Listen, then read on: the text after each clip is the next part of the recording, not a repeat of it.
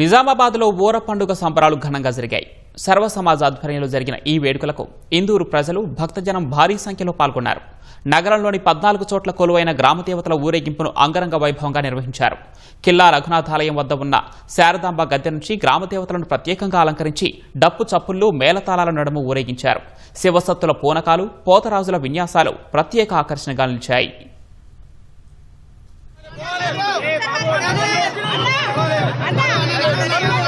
పెద్దమ్మ, ఐచేతుల పోసమ్మ, మత్తడి పోసమ్మ ఈ వేడుకలు నిర్వహణలో తను మన్ను ధనుతోని అమ్మవార్ల ఆశీర్వాదం కోసం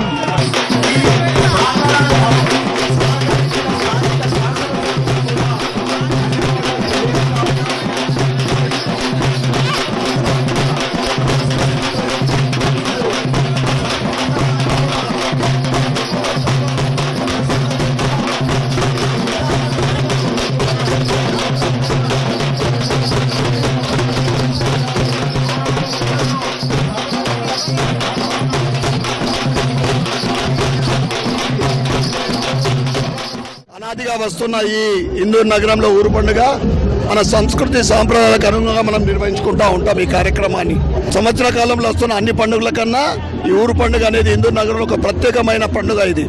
ఎందుకంటే ఈ ఆషాఢంలో వచ్చే ఈ ఊరు పండుగ ప్రజలందరూ కూడా సుఖ సంతోషాలతో ఉండాలని, ప్రజలు ఎటువంటి రోగాల బారిన పడకుండా, ముఖ్యంగా రైతులకు అనుకూలమైన వర్షాలు పడి పంట చేతికి వచ్చే వరకు మంచి వర్షాలు పడాలని ముఖ్యంగా మనము అమ్మవారిని మనం కొలుస్తూ ఉంటాము. ప్రతి ఏడులాగే ఊర పండుగ ఘనంగా ఇందూరు నగరంలో నిర్వహించుకోవడం జరుగుతూ ఉన్నది.